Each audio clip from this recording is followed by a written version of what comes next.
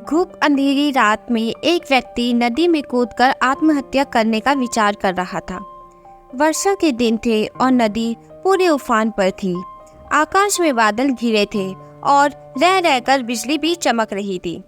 वो शख्स काफी धनी व्यक्ति था, लेकिन अचानक हुए घाटे से उसकी सारी संपत्ति चली गई थी। उसके भाग्य का सूरज डूब गया था। चारों ओर निराशा ही निराशा थी और भविष्य नजर नहीं आ रहा था। उसे कुछ सूझ नहीं रहा था कि वो क्या करे, तो उसने स्वयं को समाप्त करने का विचार कर लिया और नदी में कूदने के लिए जैसे ही चट्टान की छोर पर खड़ा होकर वह अंतिम बार परमेश्वर पिता का स्मरण करने लगा, तभी दो बुजुर्ग परंतु मजबूत बाहों ने उसे रोक लिया। बिजली की चमक में उसने देखा कि एक वृद्ध परमेश्वर की भक्त संत उसे पकड़े हुए हैं। उस वृद्ध ने उससे निराशा के कारण पूछा और किनारे लाकर उसकी सारी कथा सुनी। फिर हंसकर बोला, तो तुम ये स्वीकार करते हो कि पहले तुम सुखी थे? सेठ बोला, हाँ, मेरे भाग्य का सूर्य पूरे आकाश में चमक रहा था। सब और मान सम्मान और संपदा थी। अब जीवन में सिवाय अंधकार और निराशा के कुछ भी शेष नहीं रहा। वृद्ध फिर हंसा और बोला, दिन के बाद रात्रि है और रात्रि के बाद दिन। जब दिन नहीं टिकता तो रात्रि भी कैसे टिकेगी? परिवर्तन प्रकृति का नियम है। ठीक से सुनो और समझ लो। जब तुम्हारे अच्छे दिन हमेशा के लिए नहीं रहे तो बुरे दिन भी नहीं रहेंगे।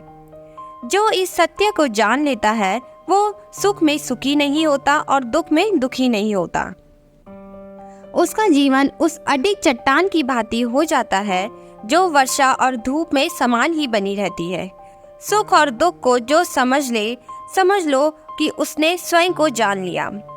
सुख दुख तो आते जाते रहते हैं, यही प्रकृति की गति है। सोचो, यदि किसी ने जीवन में एक जैसा ही भाव देखा, हमेशा सुख का ही, जिस चीज की आवश्यकता हुई उससे पहले वो मिल गई, तो क्या वो कुछ उपहार पाने की खुशी का अनुभव कर सकता है?